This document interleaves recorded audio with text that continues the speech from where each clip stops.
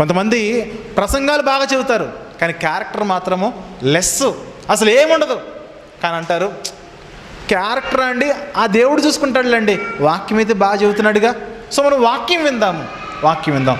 ప్రవర్తన లేని సేవకుడు ఎన్ని వందల ప్రసంగాలు చెప్పినా వింటున్న వారి జీవితాల్లో ఆత్మీయ పరిణితి పొందలేరు.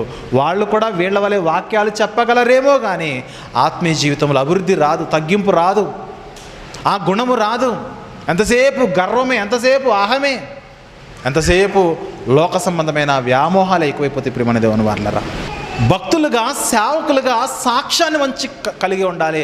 ఆ సాక్ష్యం ప్రకారమే మనం ముందుకెళ్ళాలి. కాబట్టి ప్రియమైన దేవుని వారలారా, ఎవరైనా వాక్యాన్ని వ్యతిరేకించి వాక్యాన్ని తప్పుడు బోధలు చేస్తూ ఉంటే కనుక ఖచ్చితంగా వాక్యానుకూలమైన సేవలు, వాక్యానుకూలమైన బ్రతుకులు ఉంటే కనుక ఖచ్చితంగా ఖండించాల్సిందే, గద్దించాల్సిందే, బుద్ధి చెప్పాల్సిందే.